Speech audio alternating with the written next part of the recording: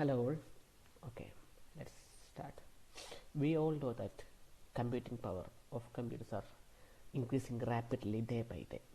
So the quantum computers, which are known to be the powerful computers, are not more a fiction because IT giants like IBM, Google are near to build their own quantum computers. So in this presentation we will discuss whether these quantum computers will affect the present cryptographic algorithms and something about post-quantum cryptography. So let's begin. So in this seminar we will first discuss about classical or present cryptographic schemes and something about quantum computers and some quantum algorithms that can make impact on our present cryptographic algorithms and post-quantum cryptography. Okay, we all know cryptography is mainly two types. One is symmetric cryptography and another is asymmetric cryptography. In symmetric cryptography, we will share, the sender and receiver will share a common key between them, and using that key they will do the encryption decryption. Examples are AES algorithm, DES algorithm, etc. And in asymmetric cryptography, both sender and receiver will have two types of key. One is private key and public key. Using these two types of keys, they will do the encryption decryption. And the core factor of asymmetric cryptography is factorization problems and or discrete logarithm problem. These problems are said to be hard mathematical problems. To compute these problems, it will take exponential time for these algorithms. So using these hard problems, we are building these asymmetric cryptographic algorithms. So let us discuss about quantum computing.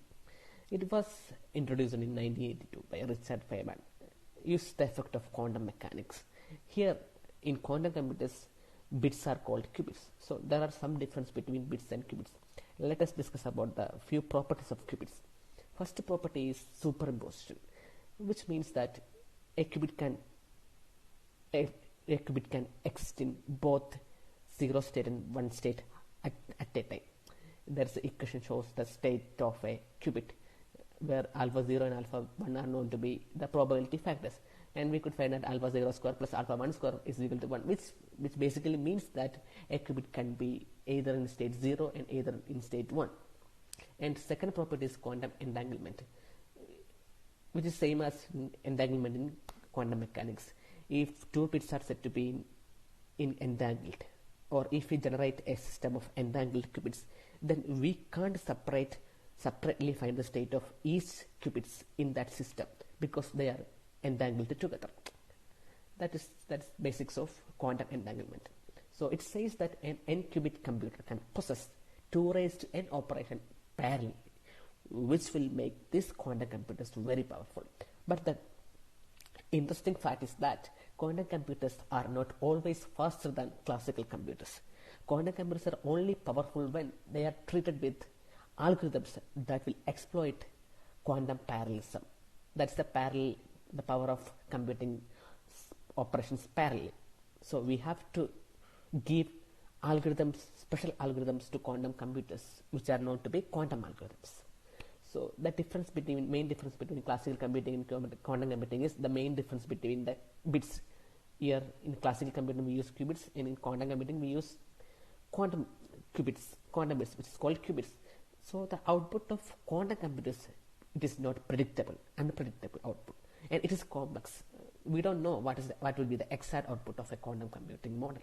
But in the case of classical model, it is deterministic and it is predictable what will be the output. And another interesting fact about qubit and bit is that we can't copy, or we can't observe, or we can't transfer a qubit without disturbing that qubit. But in case of bits, we could do it. We could copy a bit without disturbing that bit, without making any change in that bit. So in case of qubit, if we try to copy or if we try to read a qubit, it will make some disturbance in those qubits. And that are the main difference between classical computing and quantum computing. Okay, let's take some well-known cryptographic algorithms. RSA, which is well-known, and elliptic curve cryptography, which is known to be the most powerful and most secure algorithm that are available now, and DSA algorithm. But the thing is, it says that these famous cryptographic algorithms all are vulnerable in front of quantum computing, quantum algorithms. So let us take some quantum algorithms which will create an impact on present cryptographic systems. First and famous one is Shor's algorithm, which is very famous in the field of quantum computing. Shor's algorithm basically is used to find prime factors of a number. So Shor's algorithm could find factor of a number in polynomial time. That's important. That is specialty of Shor's algorithm. And Grover's algorithm also will make some impact in symmetric cryptography, but it is not much efficient than Shor's algorithm. Okay, let us discuss about Shor's algorithm. Shor's algorithm mainly based on Euclidean method of finding factors of a number. So the basic core step of Shor's algorithm is guessing a random integer between 1 to n, where n is the number that we have to find the factors. And using that n, in step 2, we could see that we will find the GCD of a and n. Let it be x. And in third step, we will verify that if x is greater than 1 or equal to 1, then a becomes a non-trivial factor of n, and our algorithm ends there. And it will, because we have found a factor of n, and we will return xn n by x as factors. But in case if this condition fails, then we will go for further step. In fourth step, if verification fails, in third step verification fails, then we will call a subroutine to find order of R of a function f of x, where f of x is equal to a raised to x mod n, where a raised to x is the possible powers of the selected random integer a. X can be from 1 to infinity. So here we could find that for some interval of x, for some period of values of x, the outcome of f of x is repeating. So those period of number of x where the output of f of x is repeating, we will consider it as order of f of x, and we will give that value to R, which is the order of f of x. So in the third step, we will compare R.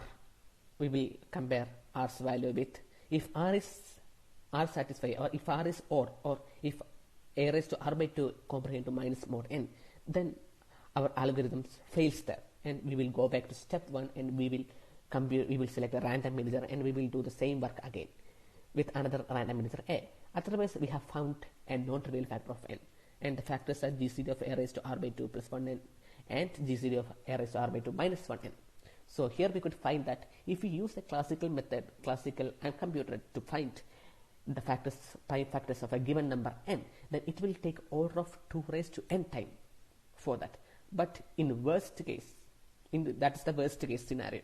But in Shor's algorithm, we could find the prime factor of a given number in polynomial time. So we have converted an exponential type problem to polynomial type problem, which will make a great threat to those algorithms which are based on DLP problem or prime factorization problem like that. So next algorithm is Grover's algorithm, which is not important as Shor's algorithm, and it is not much faster as Shor's algorithm. But here it says that using Grover's algorithm in quantum computers, we could search in an array of n square elements only in n searches, which means that if there are n elements in an unsorted array, in worst case, we only need root n searches to find particular key. It is used to crack data encryption standard. So it says that we only need 185 searches to find a 56-bit key. In classical computers, it will take 1 year to search a 56-bit key. But using Shor's algorithm, we could find it easily. But it is not, as we said, it is not fast as Shor's algorithm. So in summary, we could say that algorithms based on prime factors and discrete logarithms are vulnerable in front of Shor's algorithm, and algorithms based on elliptic curve also affected by Shor's algorithm. Elliptic curve based algorithms are known to be the most powerful and most secure algorithm available now, but it's also affected by Shor's algorithm. It says that a 160-bit elliptic curve could be broken by a 1000 qubit quantum computers, and factorizing a 102 bit RS would require a 2000 qubit quantum computer. And it is a fact that IBM and or Google are near to find a quantum computer of size 100 qubits or 1000 qubits or 2000 qubits. But in near future, it will come true that there will be a quantum computer of 1000 qubit or 2000 qubit. So what is the solution for this? So the solution is post quantum cryptography. What we mean by post quantum cryptography? To develop a cryptographic system that are secure against both quantum and conventional computers, and it can incorporate with existing communication protocol and network. That's mean by post quantum cryptography. And if you are saying about post quantum cryptography, the most famous two methods are quantum key distribution (QKD) and mathematically based solutions. First, we discuss about quantum key distribution. Using quantum key distribution, we share a common key. This QKD is used for share a common key. It's basically based on the fact that impossibility of observing a quantum mechanics system without disturbing it. And as we said, in the case of qubits, we can't observe a qubit without making any disturbance. The same principle is used here also. Here we could find two types of channels. One type of channel is classical channel or public channel, and another channel is quantum channel, which is used to distribute the quantum random key. Using this channel, we could communicate the key. Usually, the quantum channel will be using fiber optics, like something like that. So we could analyze the practical implementation of QKD. So here, if you want to assume that our college GEC and CET want to communicate or share a common key between them. So for this, we will use a source, photon source. We will convert our key to a corresponding photons, and the photon source will split those photons to entangled photons, and thus entangled photons are given to GEC and CET. So entangled photons will carry the same information as we encoded in photons. So in summary, GEC and CET will get same keys in fact. So the beautiful part is, if someone is trying to read, some unauthorized person try to read or observe these qubits transferred, then the polarization of photons will change. In result, the qubit received by GEC, the bits received by GEC and bits received by CET, or the key received by GEC and CET will be different. So let us discuss about what is photon polarization. We have to know about what is photon entanglement. If two photons are said to be entangled, then one's polarization will be horizontal and another one is vertical. Same in the case of if one polarization is 45 degree and another entangled photon's polarization will be minus 45 degree. So in both horizontal and vertical polarization, at the receiver, we will encode it as 0, and in the case of plus 45 and minus 55, we will encode it as 1. So in result, we will get 0 for an entangled pair of bits and 1 for another entangled pair of bits. So GEC and CET will get corresponding bit for corresponding entangled photons. So the most famous quantum QKD protocol is BB84. It is the first QKD protocol, which is proposed by Bennett and Brassard, and which is basically exploit the property of a qubit, that we can't read a qubit without making any change in it.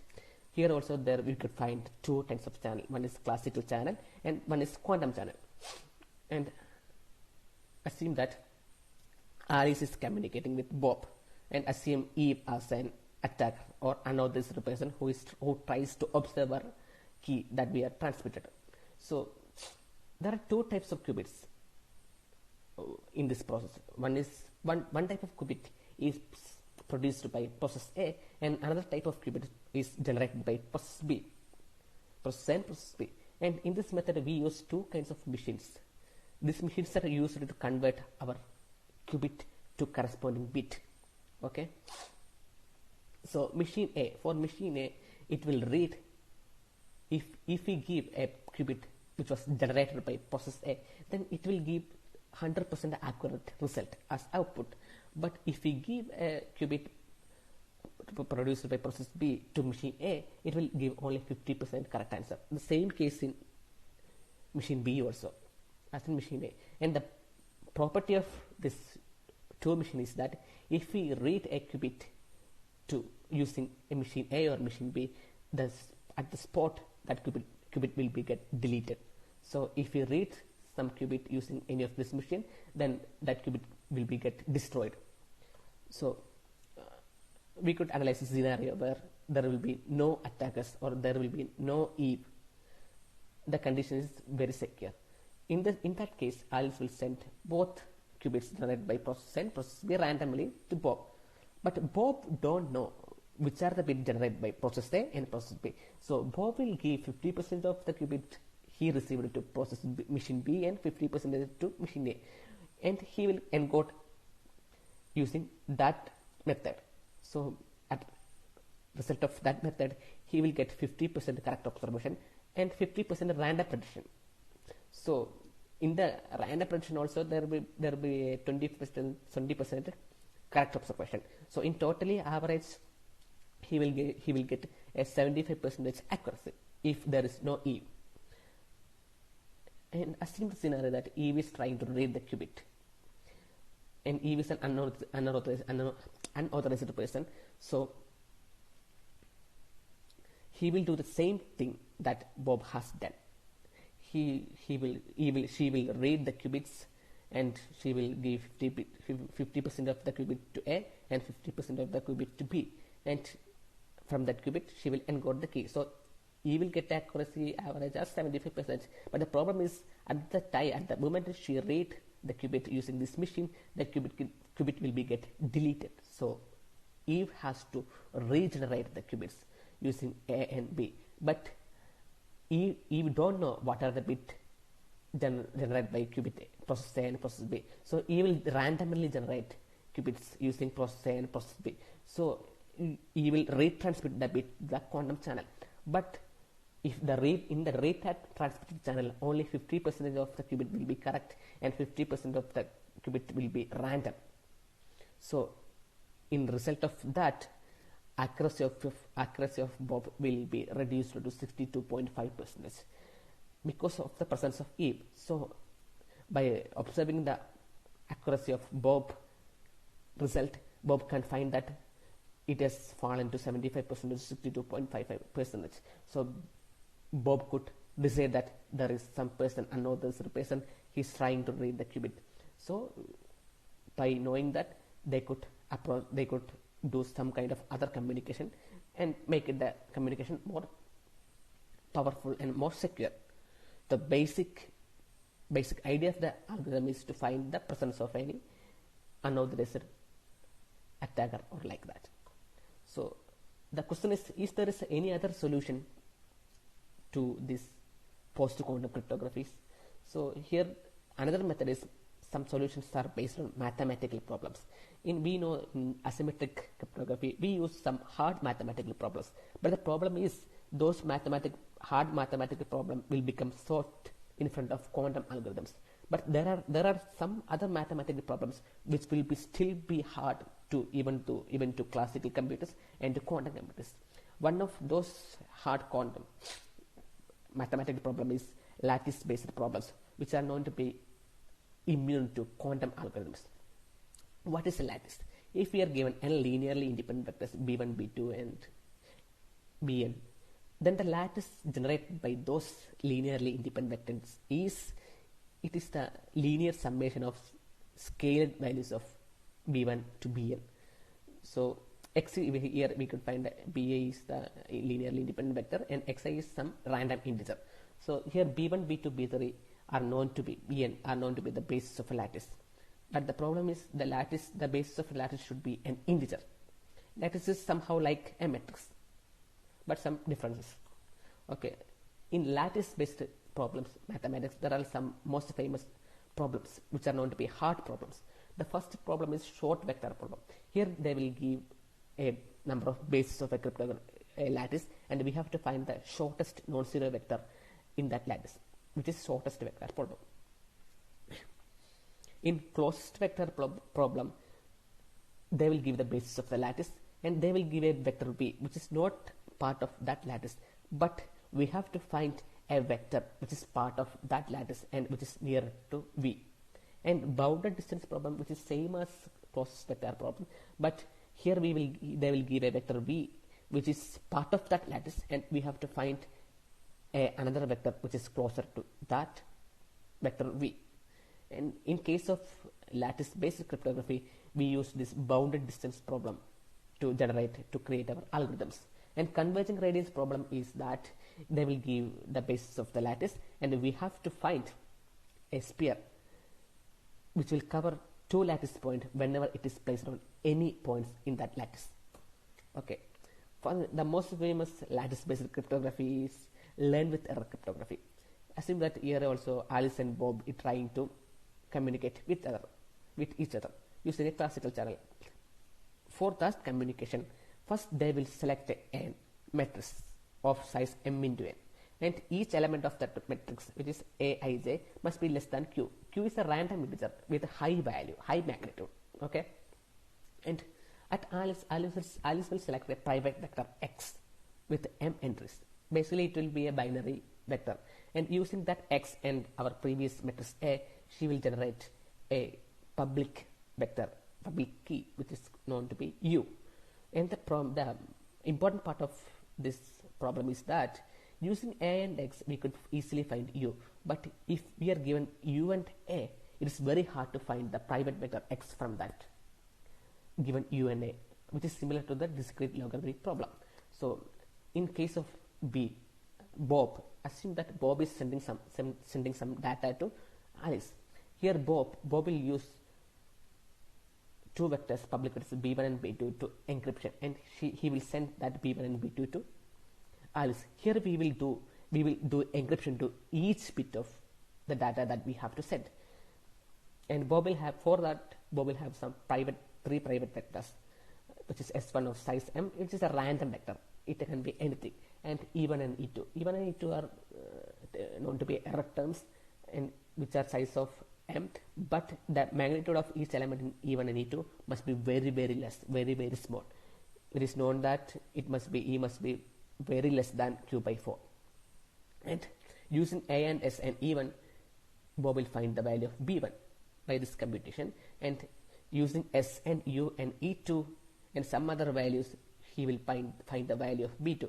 Here the bit over q by 2, which means that if we want to encode a bit 0, then he will give the bit as 0 here, and if we want to encode a 1, then he will give the bit as 1 here. And at Alice, the encryption will be, first she will multiply the received b1 vector from Bob with her private vector x, and he will subtract the result from b2, then she will get a value k.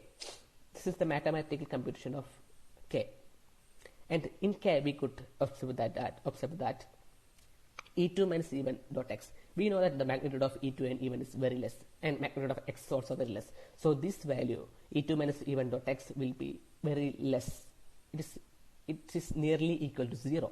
And bit over q by 2, which means that if Bob was encrypted with a bit 1, then bit over q by 2's value will become a greater integer value. But if he is encoded with a 0, then the value of bit over q by 2 will become 0, and the value of k become near to 0.